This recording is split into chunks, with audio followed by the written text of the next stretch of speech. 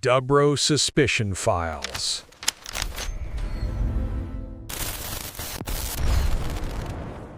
All right, so we've all heard of Moby Dick, right? That epic story about Captain Ahab and his obsession with hunting a giant white whale. But here's the thing. What if I told you the true story that inspired it is, well, way, way darker than the book? I mean, just let that sink in for a second. Drawing lots, not for some prize, but to decide who becomes dinner. This isn't some made-up horror story. This is real. This actually happened to the crew of the whale ship Essex. So how on earth did they end up there? We got to go all the way back to the start. Okay, picture this. It's November 20th, 1820. You're deep, deep in the Pacific Ocean. The crew of the whale ship Essex is starting what should have been just another day at the office. And what was their office? Well, you can think of their ship as basically a floating oil rig from the 1800s. Their whole mission was to hunt for sperm whales and harvest their incredibly valuable oil. And this crew, man, they were young. I mean, really young. The captain, George Pollard Jr., he's only 29 years old, and this is his very first time in command. His first mate, Owen Chase, is just 23, and the cabin boy, Thomas Nickerson, he's a kid. He's 14. These guys have been out at sea for 15 months straight, a whole world away from their homes in Nantucket. So you gotta ask, why were they out here in the middle of nowhere? The answer is simple. Money. Lots and lots of money. See, spermaceti oil, that was like the premium fuel of the era. It burned cleaner, brighter, better than anything else. To put it in perspective, just 1 gallon was worth about $200 in today's money. So these guys weren't just sailors. They were literally chasing floating barrels of gold. So on this particular morning, the hunt begins. First mate Owen Chase is on the deck of the Essex, doing his work, when he looks up and he sees something that's about to change not just his day, but his entire life.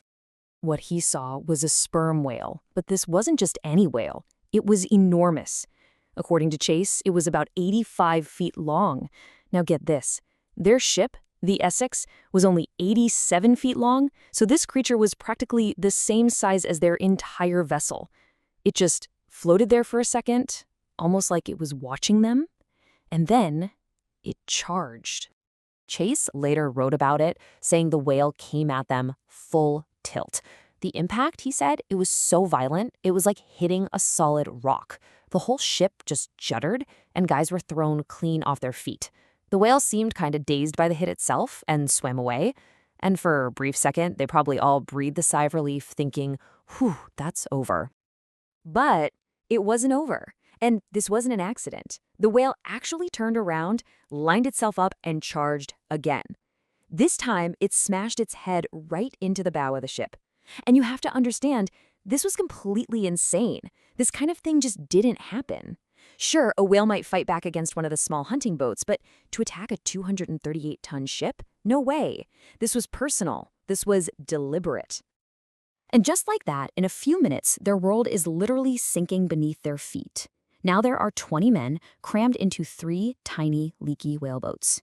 They're floating in the middle of the vast Pacific Ocean, 2,000 miles from the closest bit of land.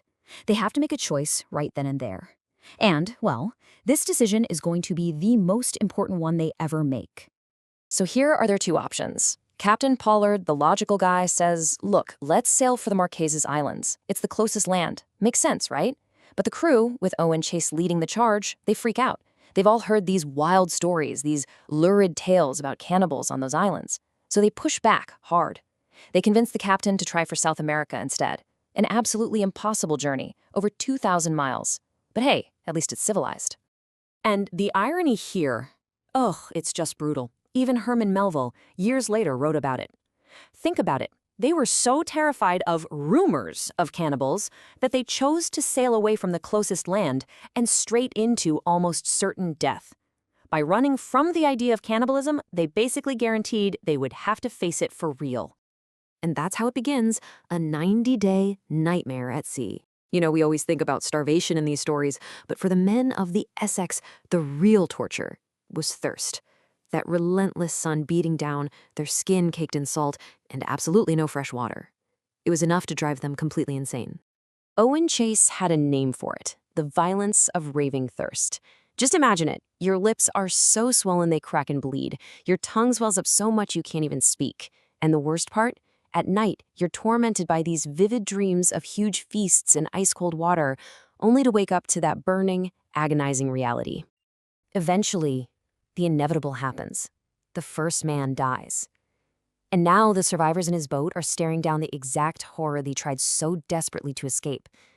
And what's absolutely chilling is how Owen Chase describes what they did next. It's not the scene of chaos or emotion. It's a procedure. They're methodical. They prepare the body for food.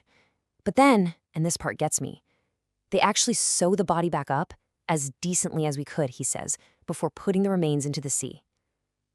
It's like this heartbreaking ritual, this last-ditch effort to prove to themselves that they hadn't become monsters. As time goes on, the three little boats get separated in the endless ocean. So now we're going to focus on Captain Pollard's boat. The food they salved is long gone. No one else has died. They're starving. And they realize they have to turn to something called the custom of the sea. They have to draw lots. Now remember, Captain Pollard had made a promise to his aunt that he would look after her son, Owen Coffin. He was family. But the custom of the sea was considered absolute. And the short straw, the lot, it falls to Owen Coffin, the 18-year-old kid, the captain's own cousin. Pollard just loses it. He completely snaps. He refuses to let it happen. He's yelling, "No, my lad, my lad." He says he'll shoot the first person who touches the boy. He even offers to take his place. Here's the captain, ready to throw the entire sacred rule out the window to save his cousin. And then, in the middle of all this chaos, the kid speaks. Owen Coffin, after just a moment, looks at his cousin, the captain, and calmly says, "I like it as well as any other." Just like that. He accepts it. He's saying the lottery was fair, and it's his duty, his right, to die so the others have a chance to live. Just devastating. After 90 days of absolute, unspeakable horror, the last few survivors are finally rescued in February 1821. You'd think that would be the end of the story, right? But for the men who actually lived through it, getting home wasn't the end of the nightmare. For them, it never, ever truly ended. I mean, just look at the numbers. The cost was just staggering. 20 men set out from the sinking ship in those 3 boats. Only 8 made it back alive. And the men who survived were scarred for life. Owen Chase, the pragmatic first mate, he goes on to become a wealthy, successful captain. But in his old age, people found him hoarding food in his attic, terrified of ever starving again. And Captain Pollard? His life was basically over. He commanded another ship, and it also sank. After that, no one would sail with him. They called him a Jonah, bad luck. He ended up living out his days as a simple night watchman in his hometown. And every year, on the anniversary of the sinking, he would lock himself away and fast. And this is where the story goes from a forgotten tragedy to a timeless legend. Decades later, a young writer named Herman Melville comes to Nantucket. He's already read Owen Chase's book about the disaster, and in 1852, he makes a point to find this disgraced old man, this guy the whole town sees as a failure, the former captain, George Pollard. You know, we think of Captain Ahab in Moby Dick as this larger-than-life monster, consumed by revenge. But the real captain, Pollard, he wasn't a monster at all. He was just a broken man. A quiet, humble guy, haunted by the impossible choices he had to make. And Melville looked at this man and saw something incredible. He saw a depth of suffering and humanity that everyone else had just written off. So, in the end, the world got one of its greatest novels out of this whole tragedy.